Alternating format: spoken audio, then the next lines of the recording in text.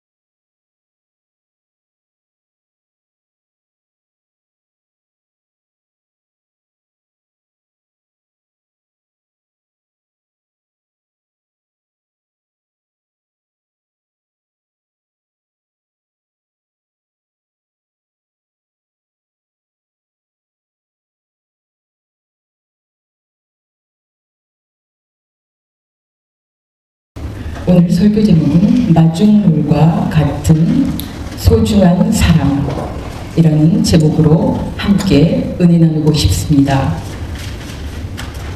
마중물에 대해서 설명드리면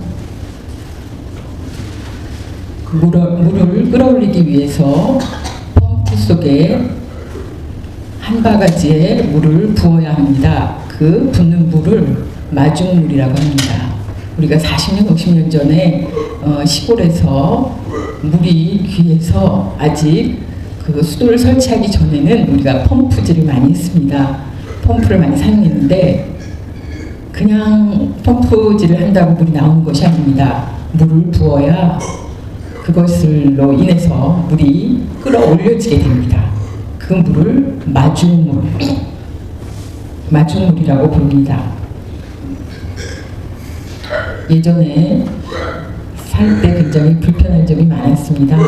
요즘은 굉장히 편리해졌습니다. 식수를 공급하는 변천 과정이 첫 번째는 우물이었습니다. 그래서 물을 깃는 일이 굉장히 힘들었습니다. 그래서 또 두 번째 발전한 것이 펌프입니다. 작두 펌프. 왜 작두라고 불렀냐면 이제 시골에서 작두질할 때 그 모습하고 비슷하다고 해서 작두 펌프라고 불렀습니다.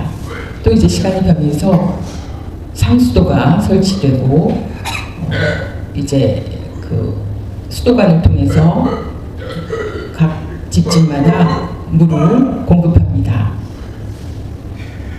첫 번째, 두 번째, 세 번째 이렇게 변천되었습니다. 오늘 두 번째 그 작두 펌프에 그 마중물이 필요한 것입니다. 펌프질을 하려면 꼭 물 한 바가지가 필요한데 그 이유는 제가 보니까 그 펌프 속에 피스톤이 있습니다. 둘레에 고무가 있는 피스톤이 있는데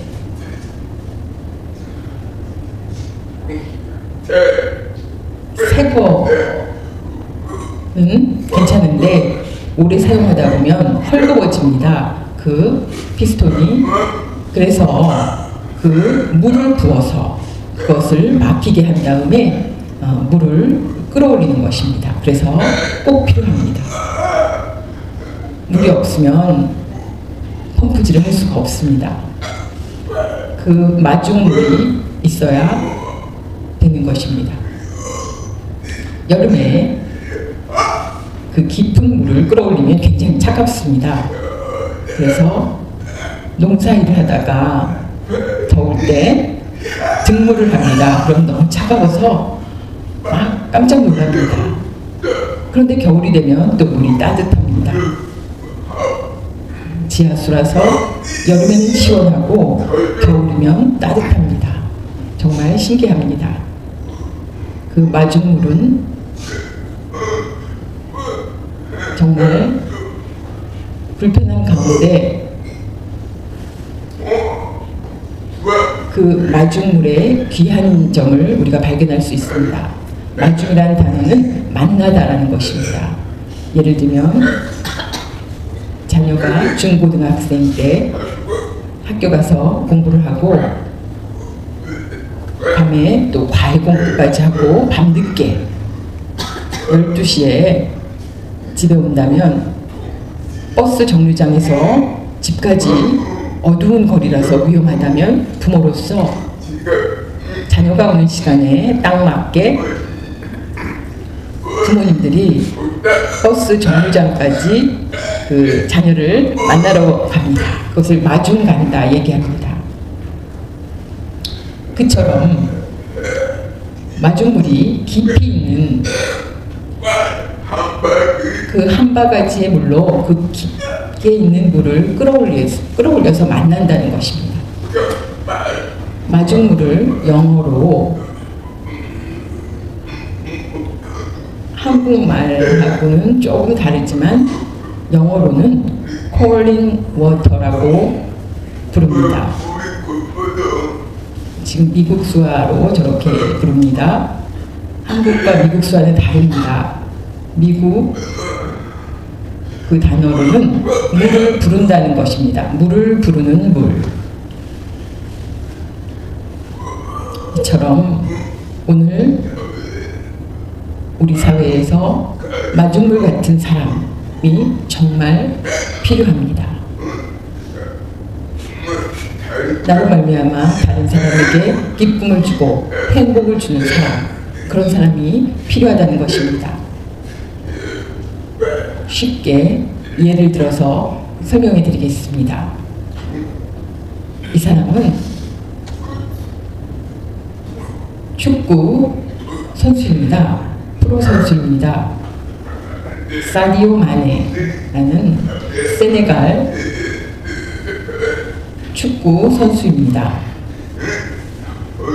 어릴 때 가난하게 살았습니다. 가정에 너무나 가난했습니다. 그런데 축구를 잘해서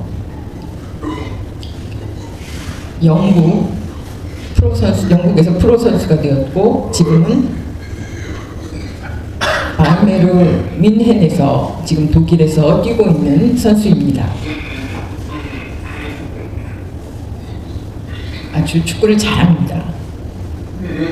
1년에 버는 돈이 267억입니다. 1년 동안 연봉이 굉장히 많죠? 267억을 벌어들이기 때문에 아마 집도 좋고 대부분이 그런 것처럼 수영장도 있고 차도 뭐 벤틀리 같은 아주 좋은 차를 탈 거라고 생각하지만 그렇지 않습니다. 그 돈을 어디다 사용하는지 보면 깜짝 놀랄 것입니다. 휴대폰도 다 깨진 오래된 휴대폰을 들고 다닙니다. 자기의 수입과는 어울리지 않는 모습입니다. 정말 최고급의 휴대폰을 들고 다니는 것이 아닙니다. 깨져도 괜찮은지 그냥 들고 다닙니다. 자기가 버는 돈은 자기 나라를 위해서, 고향을 위해서 세네갈의 자기 고향의 사람들에게 10만 원씩 약 100달러를 고향 사람들에게 매달 나눠준다고 합니다. 또 학교를 세우고 병원을 세우고 코로나로 위험할 때 약을 사서 나눠주고, 왜냐하면 7살 때 부모님들이 병을 앓았는데 근처에 병원이 없었습니다. 그래서 결국 멀리 있는 병원에 갔다가 아버지가 돌아가셨습니다. 그래서 축구로 돈을 벌어서 그 가난한 자기 고향을 위해서 사용하는 것입니다. 굉장히 감동적입니다. 돈을 벌어서 자기를 위해서 좋은 집과 화려한 차 잘 먹고 사는 것, 그런 것이 아닙니다. 이 사람은 감동을 줍니다. 아까 우리가 얘기한 마중물 같은 사람입니다. 이 사람 때문에 세네갈의 그 고향에서는 굉장히 이 사람을 존경합니다. 그런데 아직 믿음이 없습니다. 안타깝게도 믿음이 있다면 천국에서 더 큰 보석 같은 사람이 될 텐데 조금 안타깝습니다. 오늘 마중물의 의미를 성경에서 제가 찾아보았습니다. 4가지 오늘 말씀드리길 원합니다. 첫 번째, 축복의 마중물. 오병이어에 나온 어린이입니다. 우리가 오병이어의 기적은 많이 들었습니다. 예수님의 기적 가운데 정말 놀라운 그 많은 사람들을, 남자만 5,000명, 여자와 아이들을 합하면 아마 10,000명이 넘는 많은 숫자들이 예수님의 말씀을 듣기 원했습니다. 저녁이 되도록 먹지 않고 배고픈지도 모르고 말씀을 듣다가 제자들에게 예수님이 밥을 나누어 주라고 이야기하셨습니다. 제자들이 깜짝 놀랐습니다. 이 많은 숫자를 10명도 아니고 20명도 아니고 10,000명이 넘는 숫자를 여러분 생각해 보십시오. 제자들이 예수님이 이게 무슨 말씀하시는 거지?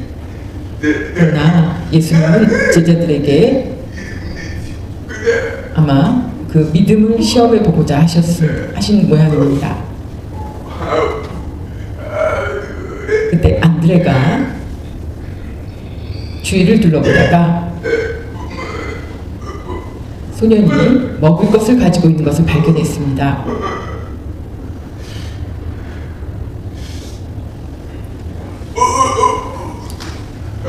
그 어린아이로 말미암아 예수님께서 기적을 베푸신 계기가 됩니다. 마태복음 14장 17절 말씀, 제자들이 이르되 여기 우리에게 있는 것은 떡 5개와 물고기 2마리뿐입니다. 안드레가 예수님께 이야기했습니다. 떡 5개와 물고기 2마리뿐입니다. 그것은 예수님이면 가능하다는 이야기입니다. 그렇게 갖다 드린 것은, 예수님께 보여드린 것은 예수님이시면 가능하다는 이야기, 믿음입니다. 떡과 물고기를 보면 아주 작은 양입니다. 한 사람 어린아이가 먹을 양입니다. 우리가 이렇게 큰 떡을 생각하지만, 물고기도 이렇게 크다고 생각하지만 아이가 먹을 작은 양입니다. 결국 어떻게 되었습니까? 정말 놀랍게도 그 많은 사람들이 배부르게 먹고 남은 것도 버리지 아니하고 12광주리가 남았습니다. 사람들이 깜짝 놀랐습니다. 어린아이의 헌신으로 그것이 마중물이 된 것입니다. 그림으로 보겠습니다. 떡, 한국, 우리나라는 떡이라고 하지만 아마 서양에서는 빵입니다. 빵. 예수님께 드린 그 작은 양이 놀라운 축복의 빵과 물고기가 되었습니다. 그런데 그 아이의 이름은 없습니다. 이름이 있어야 되는 것은 아닙니다. 이름이 중요한 것은 아닙니다. 그것은 겨자씨 비유와 같은 것입니다. 겨자씨는 세상에서 작은 씨입니다. 그러나 하나님의 나라를 위해서 사용되면 크게 된다는 것입니다. 읽어보겠습니다. 누가복음 13장 18절에서 19절 말씀. 그러므로 예수께서 이르시되 하나님의 나라가 무엇과 같을까? 내가 무엇으로 비교할까? 마치 사람이 자기 채소밭에 갖다 심은 겨자씨 하나 같으니 자라 나무가 되어 공중의 새들이 그 가지에 깃들였느니라. 아멘. 작은 씨앗을 가지고 큰 나무가 된 것을 보십시오. 하나님의 나라의 비밀입니다. 우리가 사람의 생각으로, 보통 상식으로 훌륭한 사람이 필요하고 돈 많은 사람, 능력 있는 사람이 필요한 것이 아닙니다.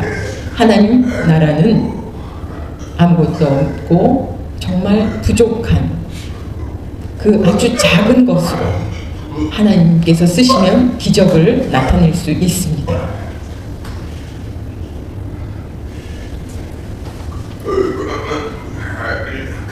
이분을 185년 전 이분은 미국에서 필라델피아에서 사셨던 분인데 13살 때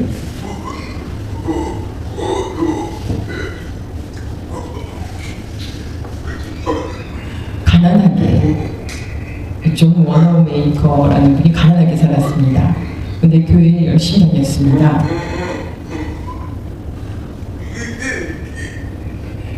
그런데 교회에 가려면 진흙길이었습니다. 진창길이어서, 그런데 교인들이 그 길을 닦지 않았습니다. 비가 오면 피해 다니느라고 힘들었습니다. 이 소년이 교회 가는 길이 불편하구나 해서 벽돌 만드는 공장에 다녔는데 하루 일한 후에 돈 대신 벽돌을 받았습니다. 그리고 길에다 깔고 내일도 돈 대신 벽돌을 받아서 길에 깔았습니다. 누가 이렇게 하지? 자연히 소문이 나서 존이 그렇게 했구나. 어른들이 부끄러웠습니다. 그래서 돈을 모아서 그 길을 닫게 되었습니다. 할렐루야. 이 소년이 아니면 아마 계속 길이 진흙길이었을 것입니다. 그런데 마중물이 되어서 길을 닫게 되었습니다. 두 번째, 기도의 마중물.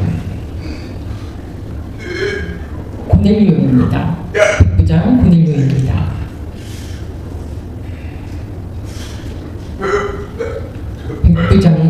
백부장은 로마인입니다. 이스라엘 사람이 아닙니다. 그런데 하나님을 섬기는 하루에 3번 시간을 맞춰 기도하는 사람이었습니다. 또 어려운 사람들을 구제하는 사람이었습니다. 백부장에게 어울리지 않은 아주 겸손한 사람이었습니다. 날마다 예배 드릴 때에 천사가 나타났습니다. 기도할 때에. 또 사도행전 10장 1절에서 2절 읽어보겠습니다. 가이사랴에 고넬료라 하는 사람이 있으니 이달리아 부데라 하는 군대의 백부장이라. 그가 경건하여 온 집안과 더불어 하나님을 경외하며 백성을 많이 구제하고 하나님께 항상 기도하더니. 아멘. 참 신기합니다. 백부장의 모습과는 어울리지 않는 모습입니다. 기도 가운데 천사를 만나게 됩니다. 천사가 가까운 곳에 요바에 베드로가 있다. 베드로를 불러서 만나라고 이야기합니다. 그래서 베드로와 만나게 됩니다.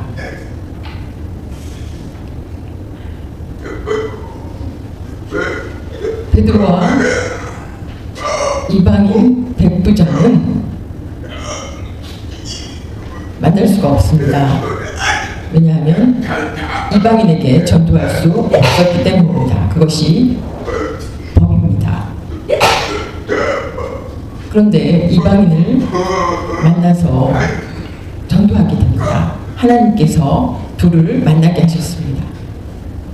그로 말미암아 고넬료의 모든 가족들이 예수님을 믿고 축복을 받는 은혜를 받았습니다.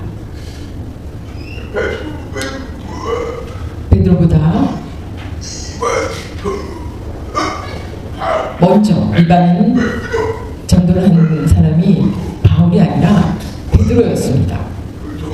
그것은 스스로 한 것이 아니라 성령의 인도하심으로 베드로가 이방인에게 전도하게 된 것입니다. 베드로가 백부장을 만남으로 그 집에 방문하여서 말씀을 전할 때에 성령이 임하여서 그 가족들이 세례를 받고 구원을 받았습니다. 우리가 이것을 보면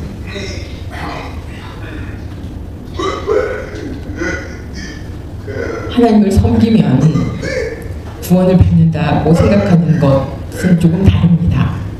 지금까지 백부장이 하나님을 섬겼지만, 하나님을 두려워했지만 예수님에 대해서 몰랐습니다. 십자가의 은혜를 아직 깨닫지 못했습니다. 자신의 죄에 대해서 회개하지 못했습니다. 결국 베드로를 청해서 백부장이 복음을 듣고 하나님이 사람으로 외아들을 보내셨다는 그 복음을 믿고 그것을 믿는 자마다 영생을 얻는다는 말씀을 믿고 백부장이 믿음의 눈을 떴습니다. 그래서 온 가족이 구원을 받는 놀라운 축복을 받았습니다. 고넬료는 이방인 전도의 1호입니다. 그것은 우연히 되는 것이 아니라 기도하는 사람을 통해서 하나님께서 연결시켜 주십니다. 얼굴이 잘났거나 훌륭하거나 능력이 있거나가 아닙니다. 하나님께 기도하는 사람을 통해서 하나님 그 사람을 사용하십니다. 기도를 많이 하는 사람 하나님께서 크게 사용하십니다. 하나님께서 큰 그릇으로 사용하실 줄 믿으시 바랍니다.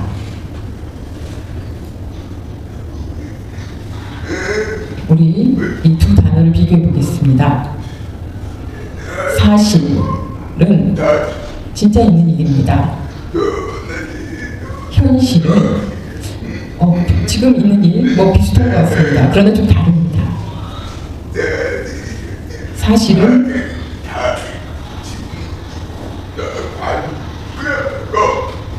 현실은 나와 관계 있는 사실입니다. 그것을 현실이라고 합니다. 사실은 나랑 관계 없는 일도 많이 있습니다. 좀 쉽게 말씀드리면 우크라이나 전쟁이 있습니까? 없습니까? 있습니다. 지금 전쟁 중입니다. 그것은 사실입니다. 거짓이 아닙니다. 그러나 현실은 나랑 관계없는 일이나 내 아들이 내 자녀 중에 우크라이나 전쟁에 참여했다면 느낌이 달라집니다. 정말 그 전쟁에 대해서 괜찮은지, 심해지고 있는지, 아들이 살아있는지 죽었는지 계속 관심을 갖게 됩니다. 나랑 관계가 없는데 이때와 나랑 관계가 있을 때가 다릅니다. 우크라이나에 내 자녀가 전쟁에 참여했다면 그것은 부모 입장에서 현실이 되는 것입니다. 그처럼 우리가 예수님께서 십자가에 달리신 것은 2000년 전 일입니다. 죽었다가 부활하시고 승천하셨다는 것은 사실입니다. 거짓이 아닙니다. 인정할 수 있습니다. 그런데 교회를 열심히 다니고 신앙생활을 해도 하나님이 나와 함께 있다는 느낌이 없고 그저 교회만 왔다 갔다 하며 기쁨이 없고 감동이 없고 감사가 없다면 사실에 계속 머무르게 되는 것입니다. 십자가가 나랑 관련이 없습니다. 그러나 십자가로 말미암아 내 죄가 용서되었다는 그런 체험이 느껴지고 하나님이 나를 인도하신다는 그런 하나님의 섭리가 깨달아지면 하나님이 나를 사모하고 그 은혜를 간구하는 현실이 되는 것입니다. 그러나 예수님을 믿는 사람들 가운데 사실로만 받아들이는 사람들이 많이 있습니다. 상식으로. 그런 사람은 믿음이 성장하지 않습니다.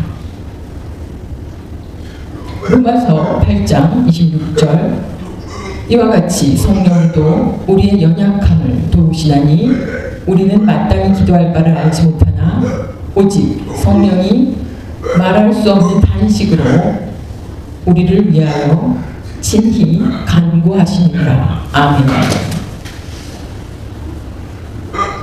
우리가 세상에 살면서 힘들고 어렵고 여러 가지 문제가 많이 있을 때 주님 우리에게 기도하라고 하십니다.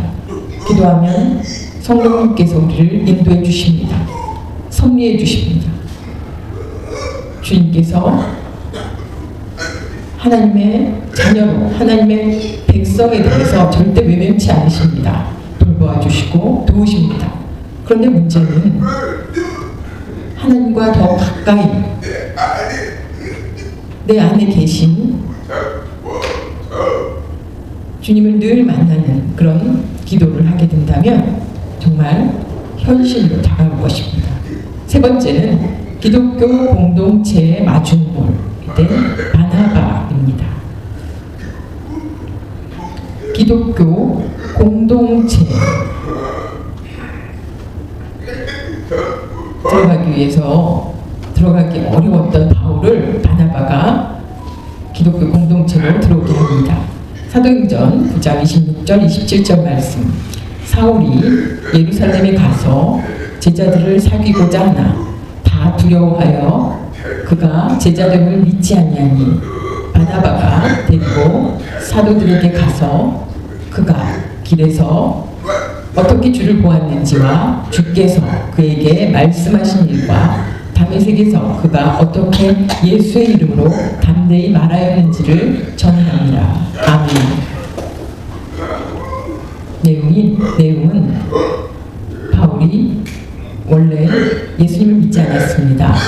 예수님 믿는 사람들을 미워하고 그들을 박해했었으나 변했습니다. 회심했습니다. 예수님을 만남으로 회심했습니다.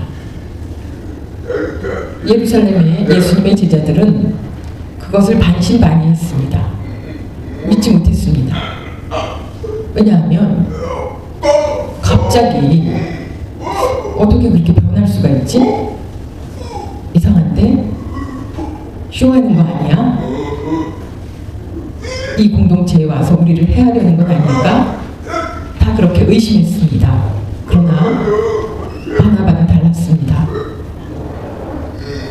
바울을 만나고 대화를 하고 교제를 나누면서 그 이야기가 사람의 능력으로 되는 것이 아니라 하나님의 능력으로 그렇게 변화되었다는 것을 보았습니다. 그래서 예루살렘의 제자들에게 설명했습니다. 아니라 그래도 계속 설명했습니다.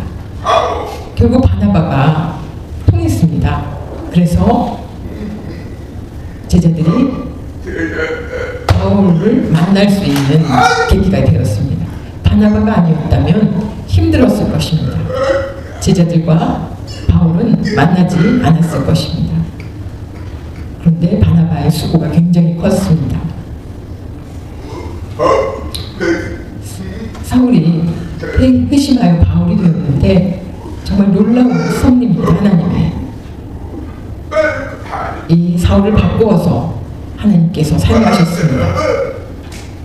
바나바가 그 바울의 고백을 믿었습니다. 그처럼 어느 교회든지 바나바 선교회가 많이 있습니다. 새신자를 위로하는 그런 기관도 바나바 이런 이름을 많이 붙입니다.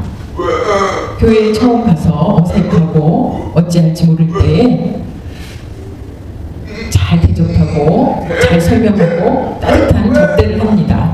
그래서 교인들이 교회에 정착하도록 돕습니다. 그처럼 바나바 같은 사람이 교회에 필요합니다. 만약 바나바가 없었다면 바울은 어떻게 되었을까요? 아마 이름 없이 방황하다가 끝났을지도 모릅니다. 바나바로 말미암아 그 제자들이 공동체에 받아들여서 정말 세계의 복음을 이방인에게 복음 전하는 일을 하게 되었습니다. 할렐루야. 사도행전 11장 25절에서 26절 말씀. 바나바가 사울을 찾으러 다소에 가서 만남에 안디옥에 데리고 와서 둘이 교회에 1년간 모여 있어 큰 무리를 가르쳤고 제자들이 안디옥에서 비로소 그리스도인이라 일컬음을 받게 되었더라. 아멘. 바나바가 사울의 회심을 듣고 그 후에 고향에 가 있는 바울을 데리고 와서 예루살렘에서 교제를 나누게 하고 또 안디옥에 가서 함께 말씀을 가르치며 서로 함께 사역했습니다.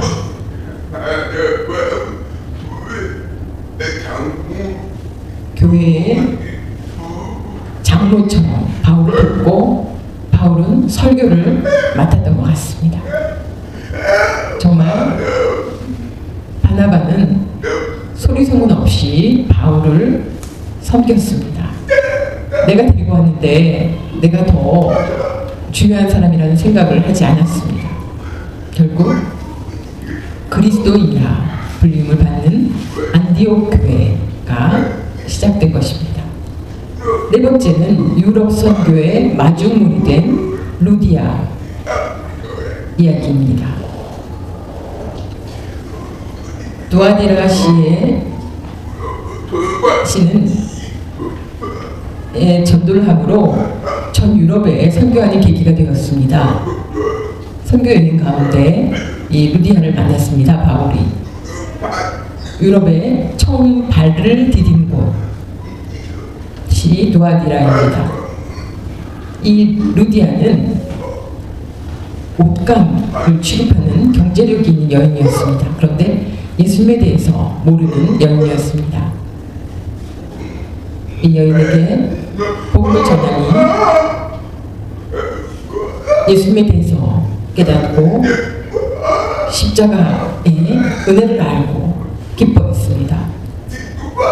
그리고 자신의 집으로 초대해서 교회를 만들었습니다.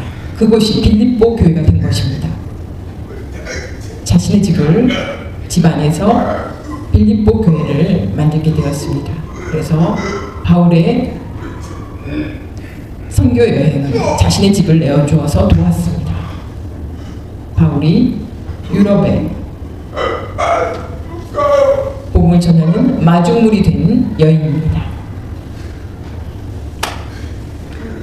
빌립보 교회의 마중물이 된 루디아입니다. 사도행전 16장 14절에서 15절 말씀, 두아디라시에 있는 자색 옷간 장사로서 하나님을 섬기는 루디아라 하는 한 여자가 말을 듣고 있을 때 주께서 그 마음을 열어 바울의 말을 따르게 하신지라. 그와 그 집이 다 세례를 받고 우리에게 청하여 이르되 만일 나를 주 믿는 자로 알거든 내 집에 들어와 유하라 하고 강권하여 머물게 하니라.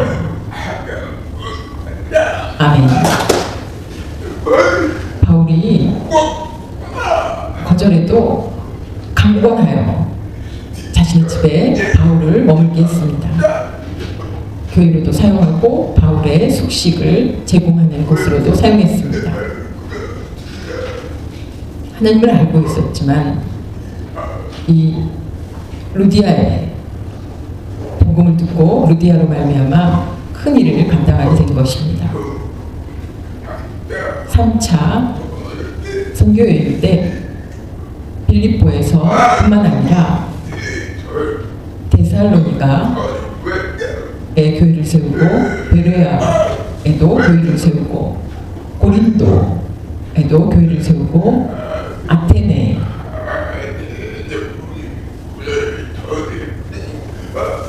예전에는 아텐이라는 곳이었죠. 그래서 아테네에도 교회를 세우고 이 시작점이 빌립보였습니다. 그래서 유럽에 복음을 전하게 되는, 그리고 세계에 복음을 전하게 되고 미국으로 가고 다시 우리나라까지 복음을 전하게 되는 계기가 됩니다.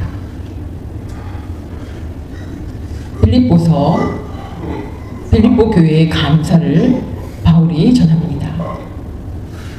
빌립보서 1장 3절에서 5절 말씀, 내가 너희를 생각할 때마다 나의 하나님께 감사하며 간구할 때마다 너희 무리를 위하여 기쁨으로 항상 간구함은 너희가 첫날부터 이제까지 복음을 위한 일에 참여하고 있기 때문이라. 아멘.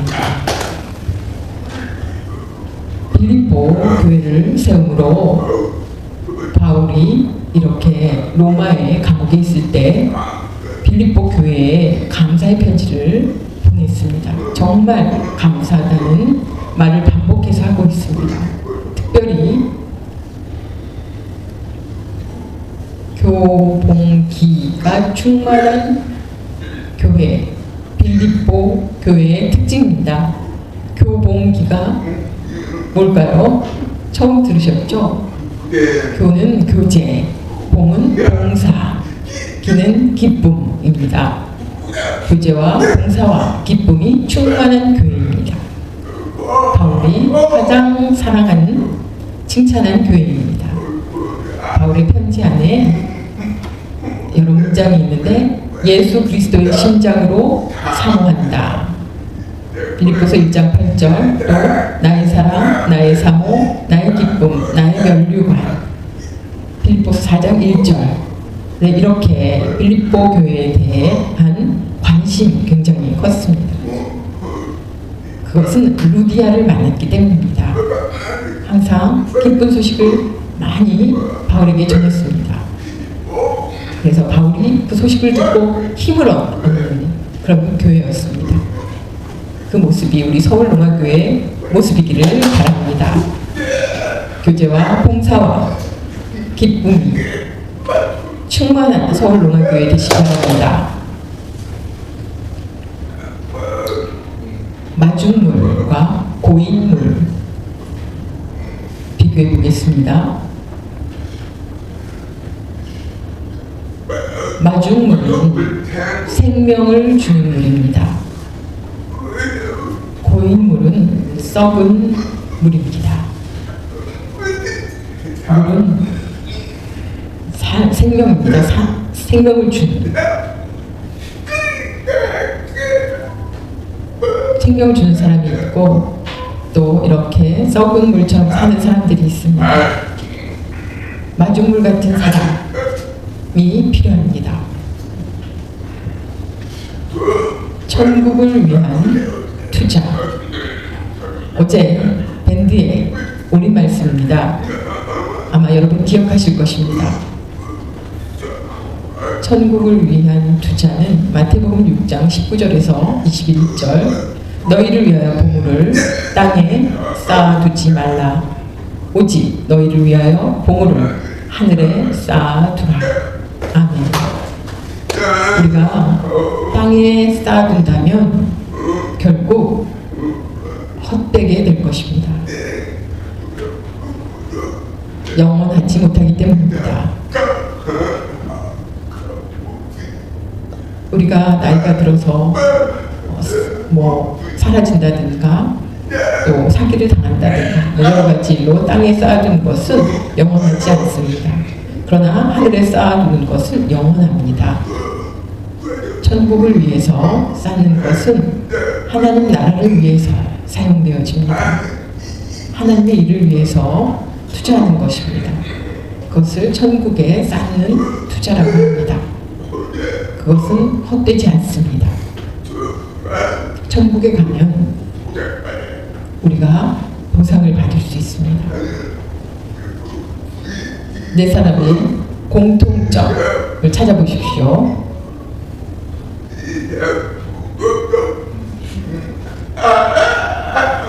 아마 쉽게 발견할 것입니다. 예수님께서 세상에 오셨을 때 이 사람들을 빌려서 오셨습니다. 마리아는 예수님을 낳았습니다. 마리아를 통해서 예수님이 태어나셨고